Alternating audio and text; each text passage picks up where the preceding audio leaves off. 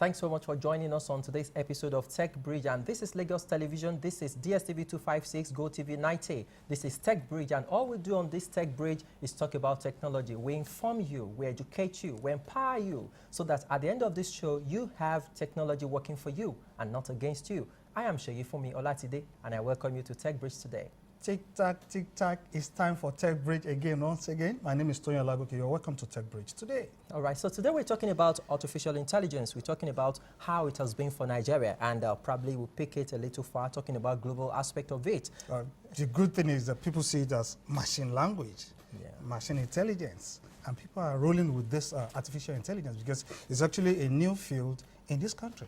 Okay. Over the past few years, businesses across many industries have been increasingly relying on artificial intelligence to deliver business value. Artificial intelligence will contribute $3.5 trillion in business value by 2022. And of course, a press release from PwC argues that a major component of the value it creates will come from increased worker productivity. And to be precise, the release says that AI will drive over $15 trillion in global GDP gains and in the next 10 years or so. And I think that is half of those gains will come from increased worker productivity. If we talk about productivity, there is no way we can rule out AI. You can't. Absolutely, you can. Because initially, people think it's only business automation that is needed. And now you see that people are talking about what can impact on reasoning, what can drive businesses. Before, don't forget, artificial intelligence is meant for machine. It's meant for robots. But now it's coming to humans as well. And equally businesses.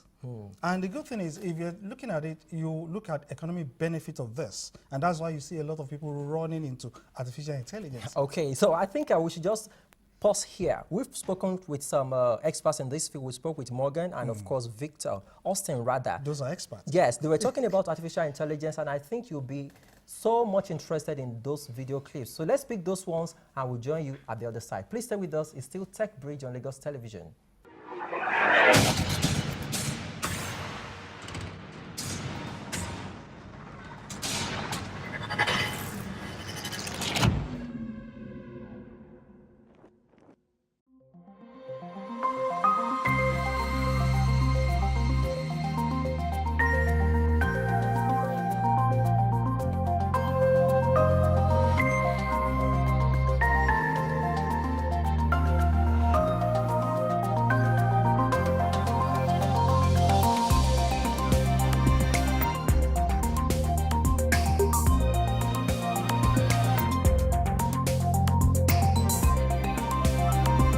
Now, talking about Nigeria, we adopting it that is actually our challenge here, not the know-how. You understand? We have, brains, we have programmers that develop all these things here in Nigeria. But the challenge we have is we have a culture. We have, what we are used to. We always prefer, the traditional method of doing things. So the adoption is kind of slow. But lately, last year and 2 years back, we've seen how it's transforming various industries here now in Nigeria. And talking about the fintech, using a specific example. For example, before you give out a loan or a bank give out a loan, they call you for paperwork, document different things. But like a year back now, or getting 2 years now, you could see different apps that you can use to borrow money and all of that. You don't need to be at the bank for them to have documentation of you and all of that. Just entering your information via the app, they're able to calculate that whether this person is capable of taking this particular loan he's trying to apply for. These are AI, and a whole lot. Banks, private, institutions are using that currently to determine, okay, is this person, is he capable of paying this loan that he's trying to apply for? And you will see that the AI will automatically calculate what you can pay. And if you cannot even pay, it will tell you that you can't pay.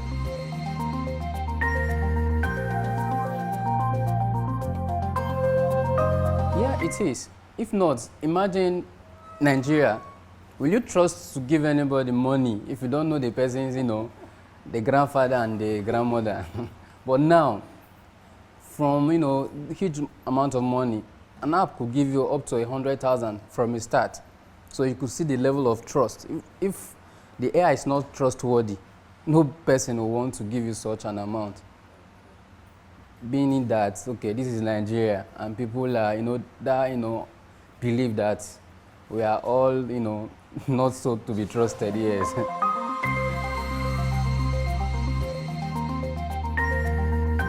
We have different chatbots currently. We have Leo, you have another one, Amanda, and all of that. These are AIs. They look at it. This is the question when you come to a bank, bank hall. There's a certain question they ask. So they teach this AI. It's a program, just an instruction. Good morning, just like you ask as if there's somebody attending to ear. So the responses is something that you do every day. So we decided to teach our programs these things. Instead of human being there to interact, you ask these programs, which we call bots, you understand, to give you various answers that you'll be needing. For example, you want to open an account. It has different steps, which you normally go to the bank to do. But when you teach your bot, it can actually do that. Or maybe you have questions. There are different information that is being required from a customer to be able to solve such problem. Teaching your AI, okay, this is the conventional method of solving this particular problem. You are able to do that easily without any challenge. You've heard of machine learning, which is the backbone of whatever AI and whatever we are talking about.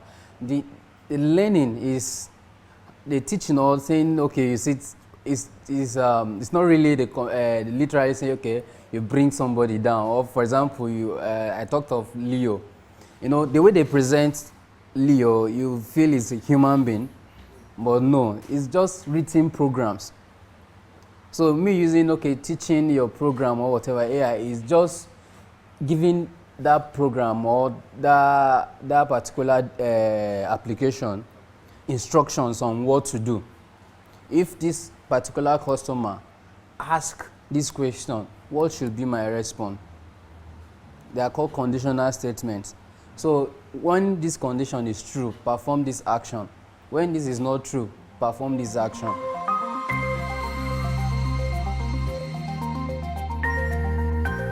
Leo is a messenger bot. They just customize it, give it their name and all of that. WhatsApp too. You could see business WhatsApp that once you send a message to someone, it auto-reply. These are the initial stage of AI that is being advanced. So you can put in such a way that if this person is asking this particular question, respond this way. A whole lot to try to play smart. It's somebody that is behind the system. And after I say no, type in some words. It will give you answers. Type in other words. For example, you want to recharge. You just type airtime. That airtime is a keyword. So it feels okay, since he typed airtime, it's asking to recharge airtime. So it asks you, okay, do you want to recharge? Just because you enter airtime. Airtime is the keyword, you understand? But enter another thing.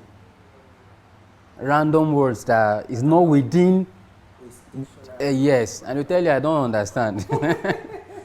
It knows, your mind is being conditioned that, okay, I want to check balance. By the time you enter balance, it will ask you, okay, what's your account number?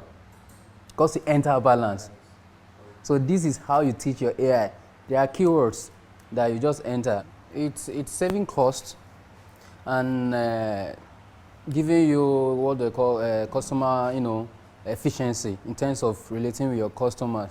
For example, it's tedious saying, okay, at the closure of work or of a transaction, you send manual, message of thank you for, it has been a tedious task before now.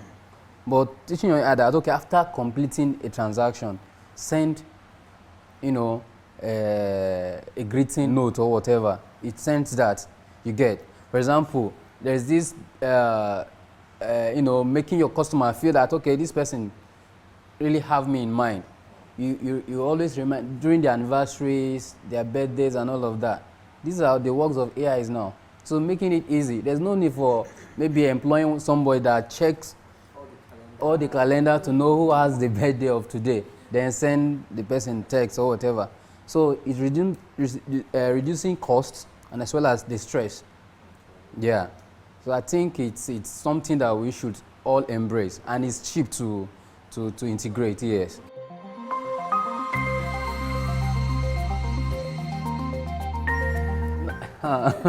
This is very interesting.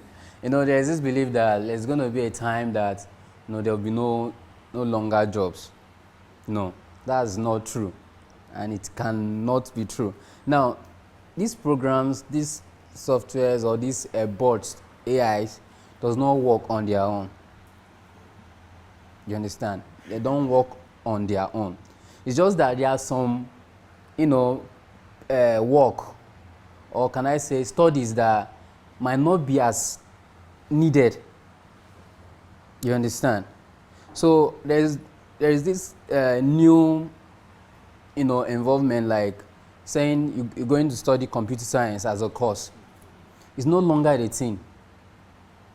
It is a geographer going to study programming to see how he can use programming in solving geographical related problems. You understand? It's a farmer going to study programming to see how he can use programming to solve, his farming, agricultural related problems. You understand? So you see that it's not conflicting. So those that will have these challenges, those that do not embrace the technology. So there will always be people using this system.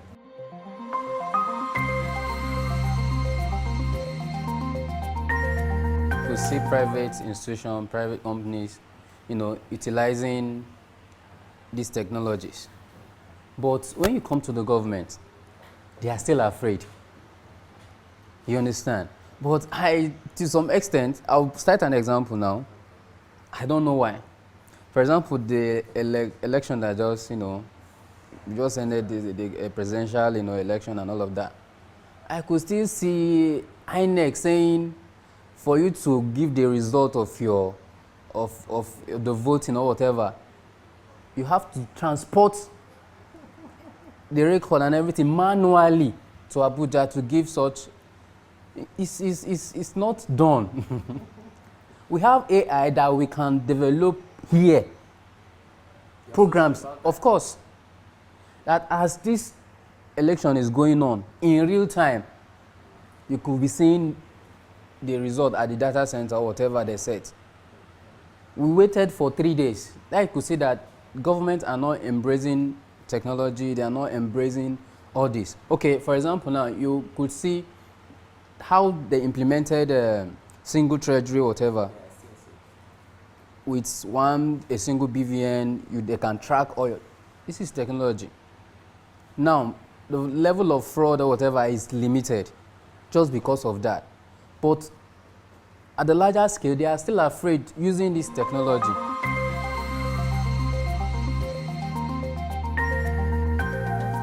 If you want to get it right, there's always price to pay. And we have a very particular saying that if there is no pain, no gain. So for you to be able to gain anything meaningful, you have to have a very good foundation. And the foundation is what? Getting it right. For you to save financial overflow, financial mismanagement, you have to put financial checkmate. So for you to be able to save people in your office, spending money recklessly, you have to spend money to do what? To put those architects in place. You have to put material structures in place to check those SSX. So I won't tell you that it's cheap or not cheap, but there's always what to do to get what you want. So if you want to have a very good security about your finance, about your data, you have to spend money. That's the truth. Technology is not cheap.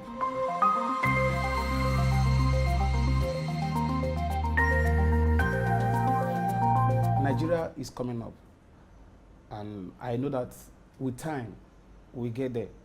But I won't lie, a state like Lagos State, Lagos State is actually improving in terms of artificial intelligence. I have my task card for Lagos State. That is artificial intelligence. I don't need to carry my task certificate up and down. What I have done, my ID, they took all my task information and do what? They transferred it there. And that's electronic chip. You can be able to read it. It's readable. I can renew it anywhere. I can recharge it online.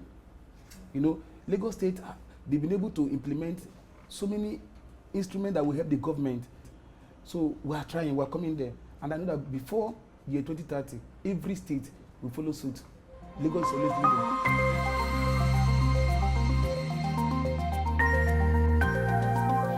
We must what? Get our data correct. We have incorrect data in Nigeria as a nation. We don't have a central database. If we have our data right, have our immigration right, every other thing will get it right. For us to get our data correct, we have to do what? We have to embrace artificial intelligence. I went to a federal health center for treatment. And what I saw, the manual cards, the volume of the card they stock was so voluminous. You know, it can take more than 2 trailers. I saw them myself. And I was wondering, we have medical applications that can be able to do what? Do what they call, you collect data and you save them online. You don't need to carry those documents. You don't need to carry any maternity card. Just go in there, give your name, they will enter it, your medical record will come out. Your medical history will come out. We have to have a central database.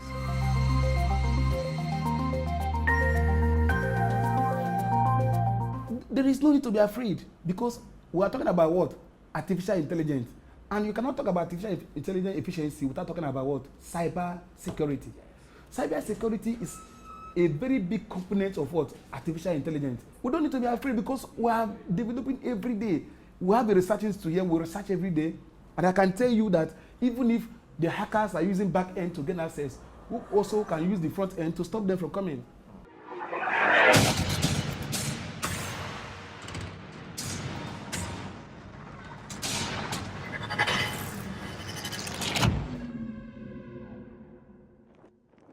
Thanks so much for staying with us on Lagos Television. It's still Techbridge on Lagos Television. And we've talked about all those things from Austin and Victor. And we see that it is a big world, so to say. It is a big world because you keep exploring. Yes. Yeah, from industry to businesses to governments to individual. You keep exploring this AI. Yes, he mentioned something about the fact that now you can access some loan facilities without necessarily seeing an individual. Honestly, without mentioning a particular company, we've seen it. We've seen the trend. What calculates what the profit will be. Yes. It monitors the behavioral pattern of the customers. So if you look at it from another angle, it can say that, for instance, if you consider an AI system that summarizes any meeting for you, if you don't have to take notes and summarize yourself, you can instead focus on the high-level takeaways and connect ideas that you otherwise wouldn't have had time to dwell on. That is talking about how AI is helping us to achieve more within the limited resources that we have. And now people drop ideas into incubator, like a lab, and they fine-tune the algorithm, they fine-tune the processes, and they go into coding. That's AI. Well, I think the discussion should go beyond this program anyway. Well, so that is where we drop the curtain on today's show. Many thanks for joining us.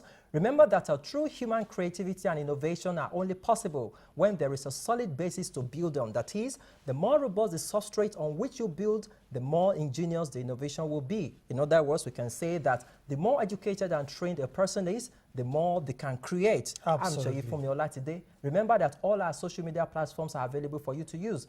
Our Facebook page is Techbridge LTV, and of course, YouTube is also Techbridge LTV. See you in some other episodes. I'm Shoyi today. That's a good one for today, and I'm sure you can't get it wrong with technology. That's why we bring Techbridge to you back to back every week. Bye for now. Join you next episode. All right, bye.